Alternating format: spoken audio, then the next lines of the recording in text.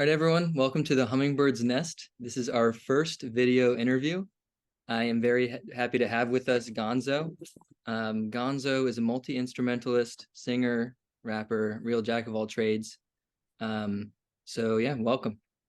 Yeah, appreciate you having me. Again, I'll always talk to you about my albums, as I mentioned before, but honored to be the first video interview. This Yeah, is wild for this is Hummingbird Mag. a big deal. Yeah, Dawn of a new era, really. exactly. Yeah.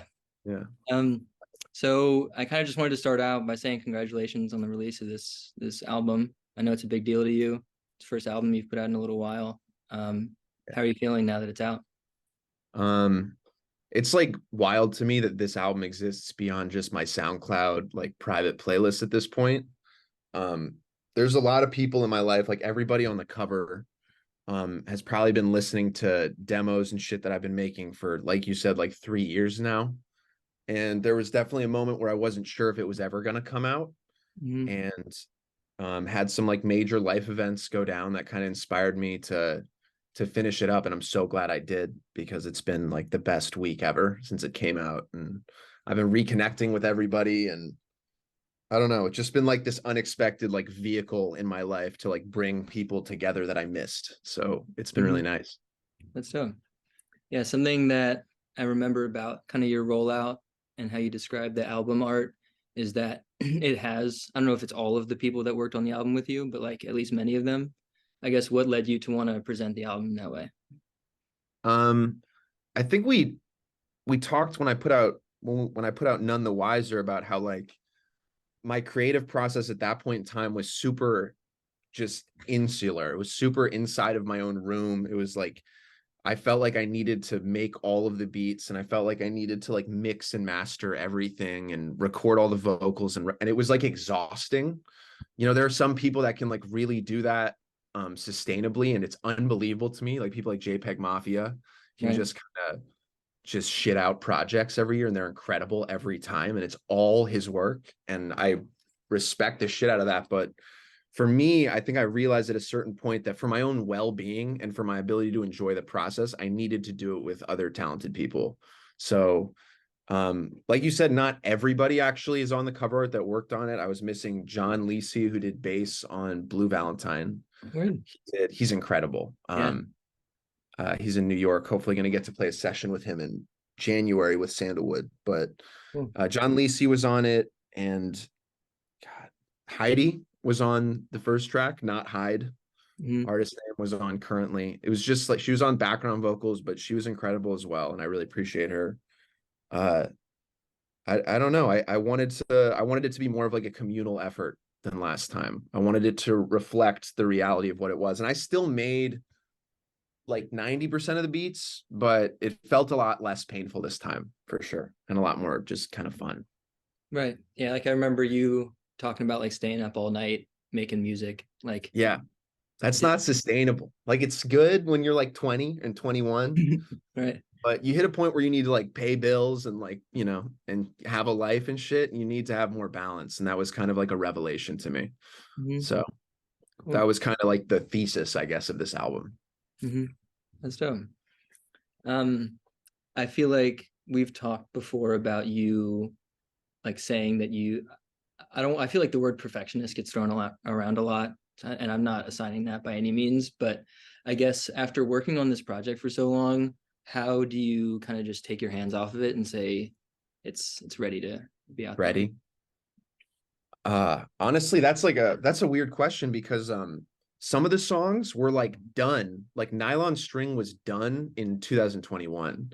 And I Right. ended up literally just plucking, like I mixed it a little bit more, but I really just plucked the same file that I had like put into my SoundCloud like years ago. And we ended up using that. So I don't know. I don't know if like anything needed to be done to the tracks to like finish them. I just think I needed to be in a place to where I felt like I could put them out. Mhm. And a lot of that was like looping other people in. Like Jonah Bird mastered the whole thing. Word. And that was like, I feel like that leveled it up like 2 levels, because before I was just using like eMaster or doing the masters myself. And he brought like a whole other element to the table. And once I heard his first master, I was like, this needs to come out. And it felt like a step up from the other shit I was doing. So Yeah, big shout out Jonah Bird. He's incredible. He's Cool. so talented. What was your thinking in terms of having a lot of songs that sounded like touched on different genres on the album? Yeah, so the first working with Jonah was like a funny, like kind of accident.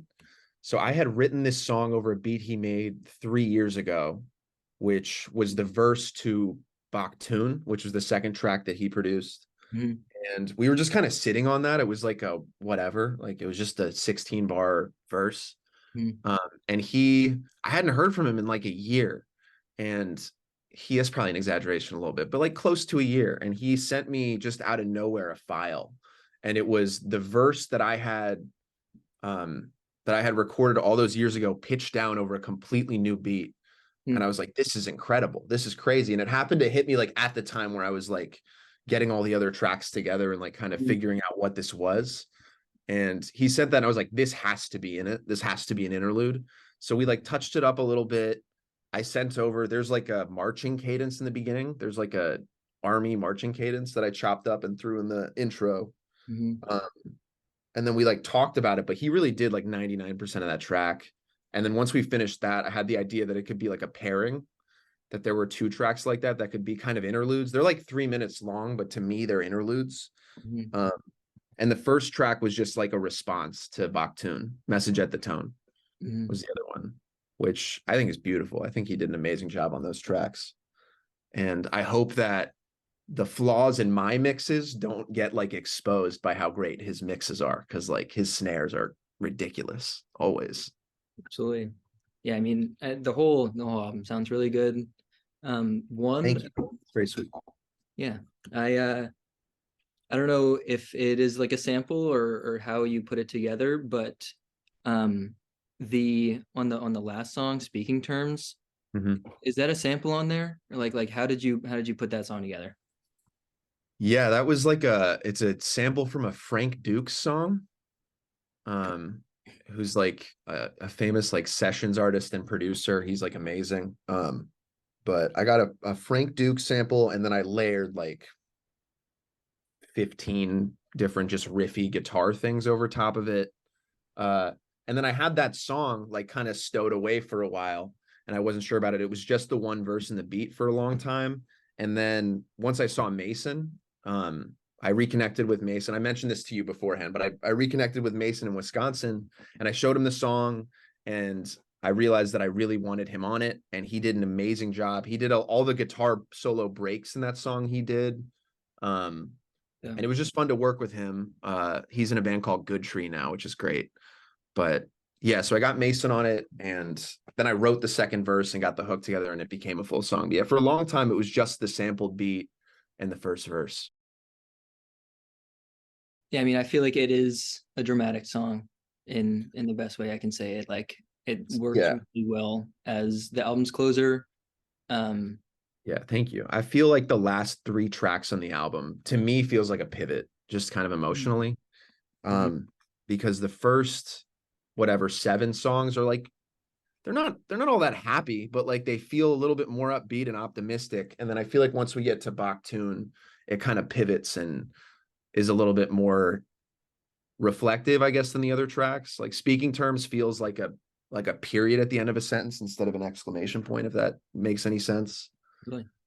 Um, but I don't know. I had gone through some things this year. Obviously, everybody does. I don't want to like get too into my personal life, but I did, and I needed to reflect that, I guess, on the record. I needed like some points of honesty, even if they were like tough to conjure up and tough to like frankly tough to release, honestly, because you Mhm. know that certain people are going to hear those songs, but it didn't change how like important they were to me, so I had to do it. Mhm.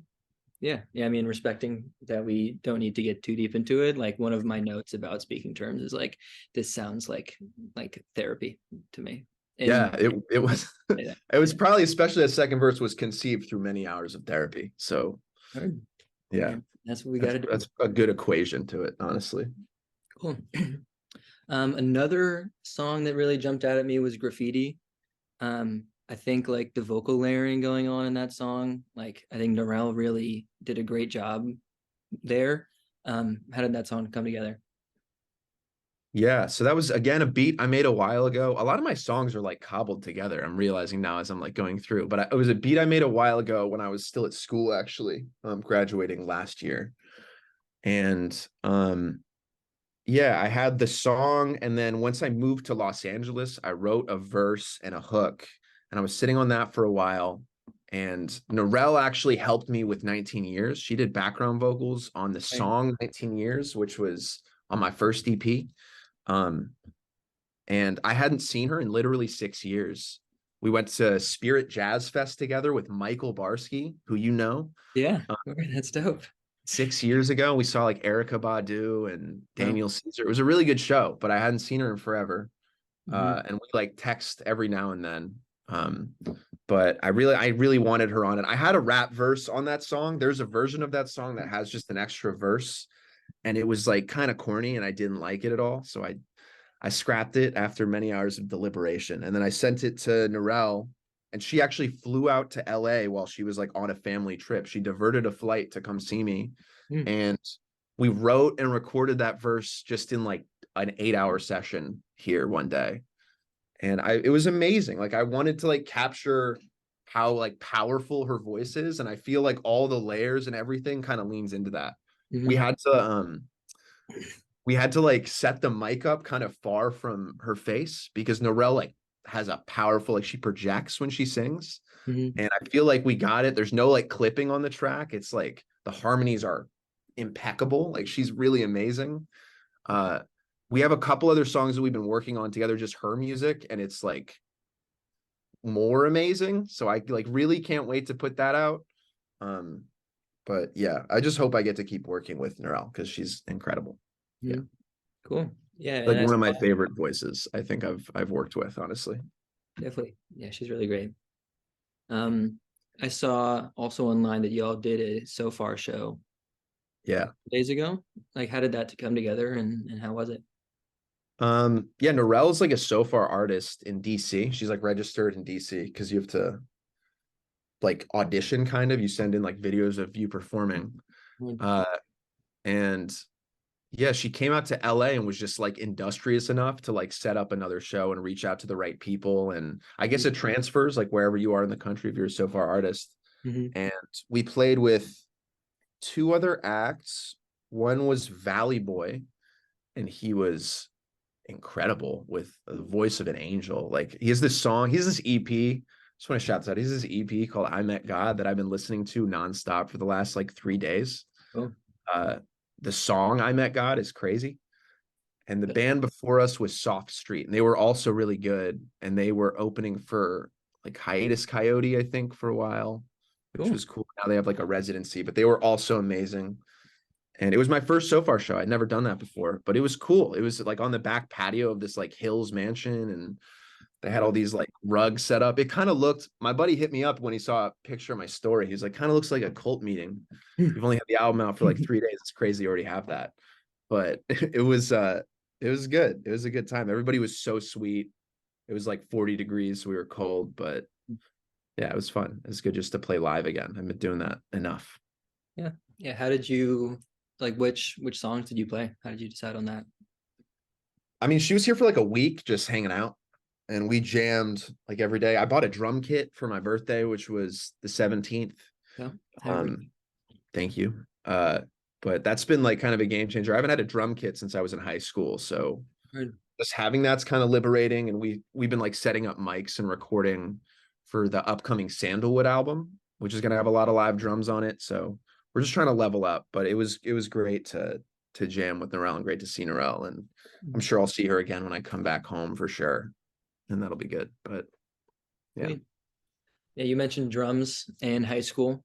How much do you like reflect on drumline in high school? And like, yeah, I guess I'll. Only you would have this question. That's crazy. I'm like, yeah. Um, yeah, Drumline was awesome. I remember Drumline fondly. I don't think I would have become a rapper if it weren't for drum, which is hilarious, honestly. But I think once I started writing cadences when I was in Drumline and started creating the shit that we were playing, it was like I don't know, it felt like the next logical step, which I guess it doesn't for most people, but I don't know, To Pimp a Butterfly came out around that time too. It was just a lot of things converging all at once. Hmm. And I felt inspired. And then, yeah, like shortly after that, I started working on 19 years, like shortly after high school. So that was hugely formative for sure. Yeah, drumline was important. I hope I get to see a lot of those guys again when I come home as well. So Knowing that you and Bees met through acapella, yeah, it's hilarious. um, like how much does your, I guess, acapella history come up? Like, what did that do for your, I guess, musical development? Yeah. Shout out to everybody, smooth progressions at Elon. Um, but that's like a hilarious that is like how we met Mhm. story. Totally. Um, Acapella was like a really great time for me at college. It was like some of the best like couple years I had while I was at college before the pandemic, of course. And I actually had known Brian for like a year before we started making music together. And we made this song called Bad Tenant, which has not come out and probably will never come out. But it was good, and it was like a seed of an idea. And it was like enough for us to realize, like, oh, we're both in college. We live like 2 blocks away from each other. I have all the mics we need. Like, we should just do this. And it was so easy. It was like such an effortless process with Brian. He would just like come through. We would record. Like, he usually had a verse ready. If not, he was really good at just writing a verse in like 10 minutes, which I cannot do. Cool. But he would come through. We would record and just hang out for a few hours, and then just like sort of just came together. That one, it was like we had like 5 singles out, and we were like, all right, we have like 4 other songs. We might as well just package it and Hmm. make it like a thing. But yeah, acapella was like a funny chapter. It unfortunately like closed abruptly once the pandemic hit. Right. I couldn't do like Zoom, whatever rehearsals and shit. Uh, but I miss everybody that I was in that with. And I'm still in contact with like most of the people that I did that with. And yeah, just a lot of really lovely people. Shout out Eric Urban, who put out an album this year, actually. Mm-hmm. He was in Smooth Progressions. He's got this song called Lobster on it. It's on Bandcamp. I'm not sure if it's on streaming, but um yeah, he's amazing. Brian's amazing, obviously. I could list everybody in the group. Ethan Ascarnum. Like, everybody's been so like supportive of this too since I put out this album, which has been so sweet. But yeah, fond memories. Drumline and acapella. That's wild. Yeah. Yeah. I mean, as I mentioned earlier, I've been watching some Nardwar. I feel like I like the way that he kind of just like brings out little things from people's past that Yeah, can yeah, be, no, I you love know, it. Yeah, yeah, we're gonna just start talking about like T-ball soon. I'm into it, dude. exactly. Let's Yeah. get into it. BCC Tigers, let's go. Let's go. I guess I was in the Cardinals, so I mean that might make We us. probably played each other at least a couple times. It's true. Yeah.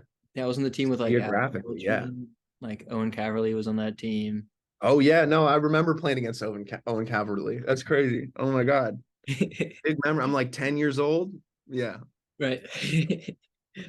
good times. We'll get back on the diamond soon, Mike. Yeah, I'm down. Have a catch. Yeah.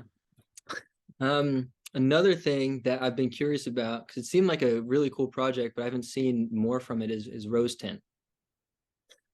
Yeah, that was just sort of like a quick like thing that happened. It's with my friends Kyle and Jonah. Um, it was great. It was like a moment in time for sure. Like, we all met up at Berkeley while Mhm. Kyle was working there. Uh, he was working at a studio. His artist name is Cold Spring Motel. He's got a song called Cactus Garden that's really beautiful, and he's working with like a bunch of other artists now, and Cool. he's killing it. I'm really happy for him. But that was like a moment. We all linked at Berkeley. We were like thinking of doing another project. There was another Bees and Gonzo project that was sort of just like sitting in files and Mm, did not end up coming out. I think we're gonna release one song from that though soon. cool. Uh, but yeah, I don't know. We all kind of split up, and we're all in different parts of the country now. Mhm. Actually, until soon, because Jonah's moving to Los Angeles. So Cool. Jonah and I will keep working together for sure. But yeah, I would love to work with Kyle again. I just know he's like got a million things going on right now, and he's living in Boston. So it's not like easy. But if I see him again, like, it's always love every time I see Kyle. Mhm. Yeah. Sure. Yeah, He produced Translation on my first EP. cool. That's a Yeah, great he one. made the beat for that song. Yeah, A deep cut. certainly. Yeah. I think about I was watching the Keitra Mine Zane Lowe interview, and something they were talking about is like how hard it can be. Just like I feel like musicians often have just like a lot going on and are just like constantly working on a lot of projects. So I mean, it makes sense that you like all of them cannot be seen through. Yeah, especially like at that level, like just two artists that are like Kate Renata and Amine able to like coordinate schedules enough is probably like a feat in itself. Right. Uh, Kyle, I'm sure I will see. Kyle was out here, came to visit when I first moved out here, and we had a session. It was a great time. Um, but yeah, I really just gotta make more of like a concerted effort to go see him in Boston. But it would be great to see Kyle. And I would love to do more projects with like just producers like him. So something that jumped out at me, I don't remember the exact lyrics, but there was a bar relating gasoline and Jimmy Carter. And I Oh wanted shit. R.I.P. to to First Rosalind. Lady Lydia Carter. Is that is that her name? Oh yeah, for This I think blasphemy. Rosalind. Rosalind. Rosalind. Yeah. Did I say Lydia? That's crazy. Um, yeah. Shout out one-term president Jimmy Carter. I don't know what that bar like was. I think it was just was I like in a history kick at that point in time? I must have gone down like a rabbit hole or some shit where I was reading up on Jimmy Carter. Mm, Yeah, one-term president, energy crisis, mhm. gasoline, you know. I don't know. Um, yeah, he's getting up there, Respect to Oh Jimmy my God. Carter. Yeah. Yeah, no Yeah. doubt. He's like 99 now. I saw that. Yeah, and like dealing with like multiple health situations and just went to Rosalind's like funeral, like traveled like 150 miles to it or Yeah. something like that. Respect to Jimmy Carter. Yeah, yeah, no doubt. Peanut farmer Jimmy Carter. Exactly. Yeah. Um, Everything I know about Jimmy Carter is like baseline level. It's like, oh, he was a peanut farmer. He was the president. He had one term, mhm. energy crisis. Oh, and the solar panels as well, which I guess is related to the energy crisis. But I saw something recently I saw a video of him installing solar panels, and then I saw a video of them taking the solar panels out and then like where those solar panels are now, which was like a landfill or something. It was something sad. Yeah. The bar. Something, yeah, that could be extrapolated to a much larger observation about our current society and our energy crisis or whatever. But yeah, shout out Jimmy Carter. Mhm. Yeah, you mentioned being on history kicks. Are there any topics you're thinking about recently? Um, geez, I don't know if I want to like what have I been? Okay, I guess like I'm seeing Napoleon tonight. I'm excited for that. That'll be cool. I've been listening to the Age of Napoleon podcast. That's what I've been doing. Yeah. I'm like big into that. I don't know. My roommate and I work in like film. We do like post sound on Right. films and we do like sound design and scoring. So a Mhm. lot of like my conduits to learning about historical topics are through the movies that we watch, which is fun. I love that about the job. Um, but yeah, Age of Napoleon. I saw this like World War II in color documentary on Netflix, which was interesting. Only got Right. a few chapters in because it's pretty brutal, but it's Yeah. good. Yeah. World War II is pretty brutal. Hot take. Yeah, I don't know. I for some reason I'm like drawing a blank right now, but I feel like I'm always going down rabbit holes. So Mhm. Yeah, that's the way things go. That's cool. yeah. Um, I if not for recovering from this concussion, I would be reading it, I guess after I finished Lord of the Rings, the Black, I don't know if it's pronounced like Jacobins. Mhm. It's a book about the Haitian Revolution. Um, Well, and so I know that Napoleon's gonna be coming up in there because I think they defeated his or his son's army or something like that. yeah, they overthrew a direct descendant of. Wow, I actually didn't know that. Mhm. That might be in the movie that I'm seeing tonight. That's kind of crazy. I'm gonna have to fact check Yeah, that. But yeah. There was a girl who did a thesis on the Haitian Revolution in my like final thesis class in college, and it was fascinating. I remember, but I have not learned like a ton about it, but I would like to. So Mhm. I might have to read that book, honestly. Yeah, it seems good. I emailed an old professor who was like one of my Africana studies professors and like asking about the Haitian Revolution because just like all the stuff going on in Israel right now, I'm just thinking about like resistance efforts and how Yeah. it's Like happened. historical proxies to things and like similar situations. I feel you. And just like the Haitian Revolution being, as they put it in this book, the only successful slave revolt in like contemporary times. So just Yeah. some, And then wait, wasn't Haiti like, didn't France like not sanction, but like charge Haiti like a certain amount of money every year until like the mid 19, like the 1940s or 50s yeah, they like as did like, um, reparations. They were yeah, being like, reparations kind of. you are a colony, so we owe you, you owe us reparations because you're not our colony anymore. Yeah, Fucking insane. Like it's fucking just insane historical fact that is like I feel like brushed over. I don't know. That's right. so recently. Well, also some section of the U.S. Army, I think it might have been the Navy, they robbed the Haitian bank. When was that? I don't know, sometime in the 20th century. I guess I Always should come some sometime. more facts, but like I think Haiti has been like persecuted because they like the rest of the like colonial world doesn't want people to think that it's like possible to. Yeah, it's like an example of like overthrowing your oppressors, and They're like, it's like absolutely fucking not. They're like, that is not, we can't have that. Actually, you know what? This is kind of like jogging my memory. I'm like, I I've been learning a lot about like CIA led coups like around the world and just like kind of the ramifications of that. Like a lot of my like final thesis in college was about the Iranian Revolution and how Iran was like overthrown by British intelligence and by the CIA to turn it into a little bit of a vassal state during the Cold War. And then obviously the Iranian Revolution happened. And so we don't need to go through the whole thing, but like, yeah, that's definitely like a big point of interest for me is like US meddling in interests abroad and imposing their will wherever they see fit, right. which is pretty horrible. Yeah. I'll send you a thing I saw recently about just like yeah, just about coups and government secrets and things. It was a really interesting article I read, but yeah, it's fascinating. It's horrific, but it's fascinating. Right. Yeah, good to learn about. Yeah. Um, Pivoting a little bit back to the album. Yeah. Um, I Hard pivot. um if you could say "Be safe, I'll see you soon" is any athlete or sports player, who would you say that it is? God, I love that question. Yeah, Anthony Edwards. that's dope. Pick. That Cool. guy's fucking amazing. And I feel like that guy is gonna get better. And I hope that this album like ages well. And I feel Hmm. like it's I mean, I feel like this about everything I put out. I'm like, oh, this one's gonna last. Like I'm still gonna fuck with this in 3 years. I really feel that about this one. I'm like, this is the one that at least I will still love, I think 3, 4, 5 years from now, just Mhm. because extra time was spent on it. And it's like a little bit more love. I feel like Anthony Edwards is always in the gym. I'm gonna try to keep this like metaphor alive, but Yeah, he's always in the gym working on shit. Fuck, he was in a movie. I work on movies. Shout out Hustle. He was great in that movie. That's a great movie.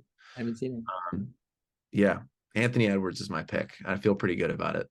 Yeah, no, I've been increasingly interested in him. I saw in an interview recently, he said his favorite chips are hot fries. Um, Wow. I don't know if that exactly connects to the album. I'm sure we could figure out something. No, I think that directly relates somehow. Yeah. Fuck. Anthony, if it was like 7 years ago, I would pick John Wall, but Mhm. you know, at this state in his career, I don't think so. As much of a goat as I think he is. So, Um, great question. yeah, yeah, I always like to ask that. I was looking at my notes or like the article from our last interview, and you said Bradley Beal last time. I said Bradley Beal last time. Yeah, Damn. I'm a homer. Okay. I mean, we DC Yeah. sports fans, we have to I'm be. not gonna pick Jordan Poole, you know? Fuck that. Or Kyle Kuzma, Dan Gafford. Yeah, exactly. Like, come Yeah, on. yeah. Um, so I know this has been an album that you've been working on a lot. But I'm interested in like the kinds of, I guess, the different kinds of music that you've been listening to along the way. Mhm. You mentioned Frank Dukes. I guess what are some, I guess, trends in music that have been inspiring you? Ooh, I like a couple nights ago listened to I couldn't get through it all because it's like incredibly extensive, but a lot of Robert Glasper's discography, which is amazing and spans so many different genres. There was this one project that Robert Glasper did. Here, I have it right here. It was Terrace Martin, Robert Glasper, Ninth Wonder, and Kamasi Oh yeah, Washington. yeah, Dinner Party. it's amazing. It's so fucking good. Yeah. There's this one song on like the follow-up to that. It was like Dinner Party Dessert. It was like a part Mm-hmm. two. Mm-hmm. There's a song with this singer Malaya, who I just found her on like Instagram. And Cool. she has this one song that's only on SoundCloud that really it's like my favorite song right now, and I have Mm, to find it. cool. But yeah, Malaya, that album.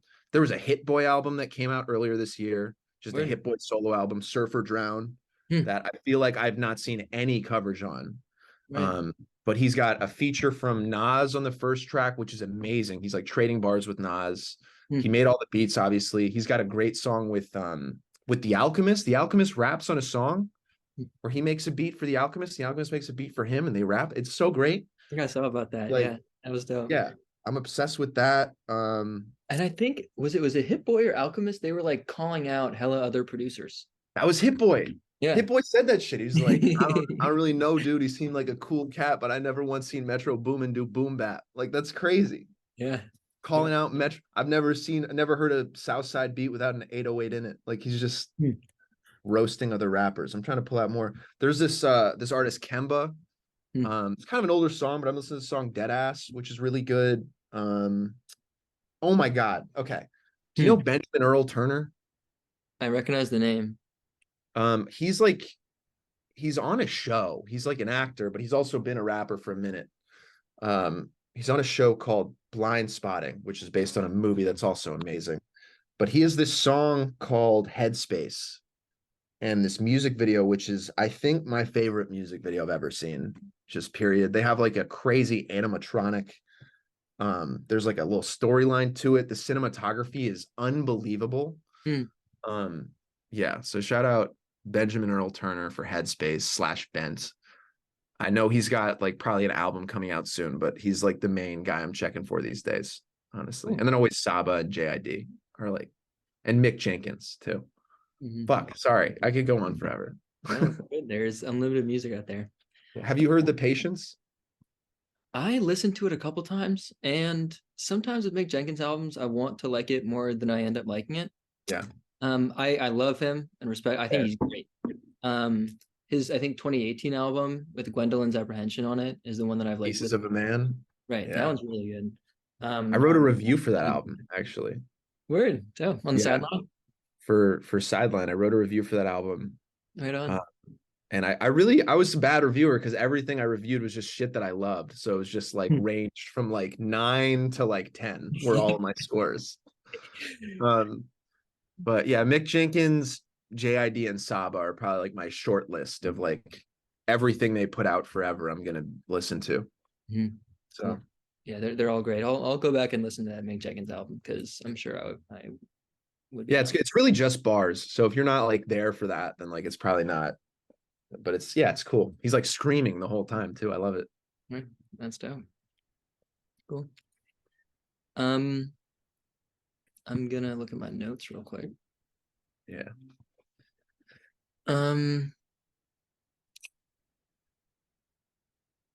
Oh, this maybe can be the last question. You said, wait, what was it? Oh yeah. So you said this marks the end of a chapter. I Mhm. guess how would you characterize, or I guess what are you looking forward to in future chapters? In future chapters, I hope that like kind of the threads that were started with like collaboration on this album and reaching out to people, I hope that like grows. I hope that I'm able to like connect with more people and reach out to new people. And like the artists that Nick and I have been working on and producing for, I hope that I can bring them into the fold as well. And Mhm. because I know so many talented people, I realize this at a certain point, and just kind of letting people cook is like the best option a lot of times. Like Mhm. there is something to be said for like the Stanley Kubrick, like I have a vision in my brain and you're going to do the vision that's in my brain, and I don't want anything else. Like, there's something to be said for that, I guess.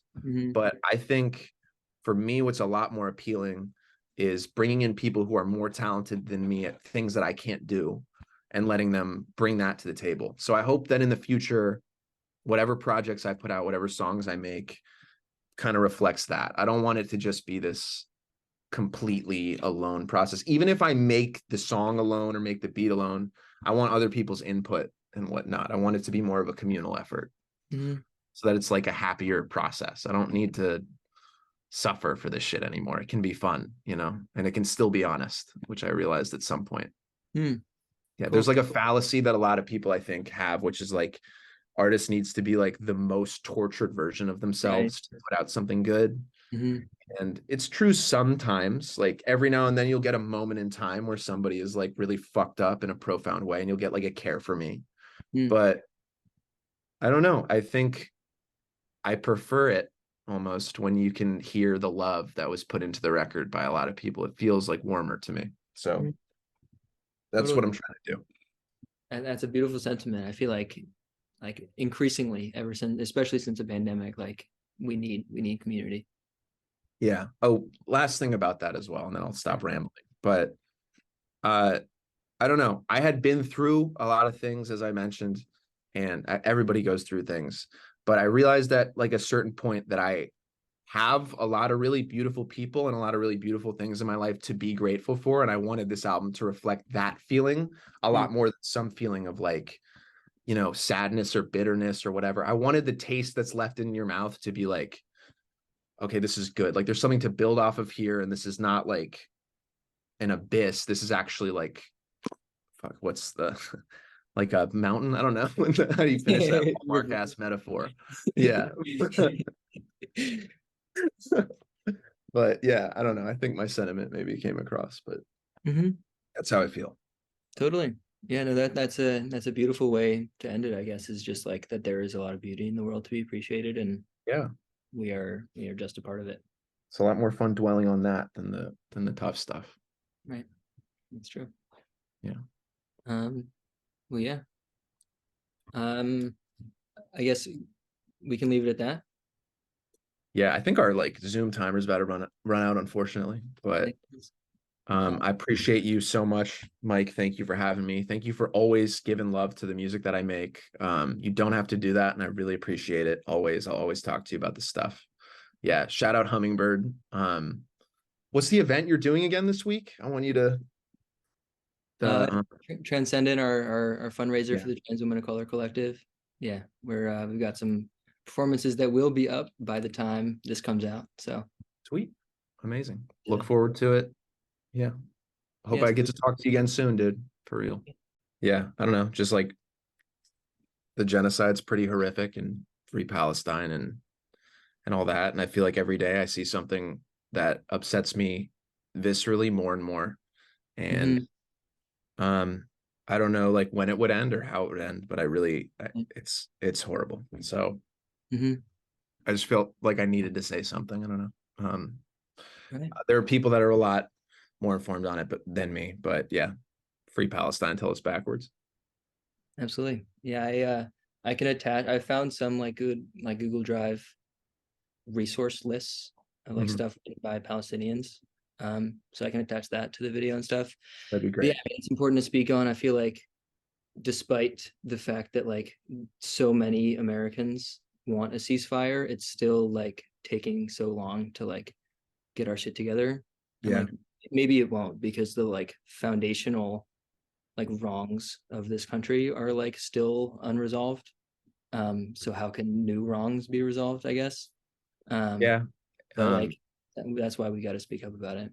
Yeah, and it feels like whatever ceasefires are happening are just incredibly temporary. And I feel like I keep seeing numbers about like that it's eclipsed like the Nakba, and we don't need to get too far into this, but I just feel like it's important to say somewhere, and it's like horrific and really upsetting every day. And I hope it ends, and I hope the status quo changes a little bit. So totally. Yeah, I saw today someone posted that there are still like Palestinian hostages being kidnapped. Yeah. Even during the ceasefire, they were shooting the other day. Some people got shot Jesus Christ.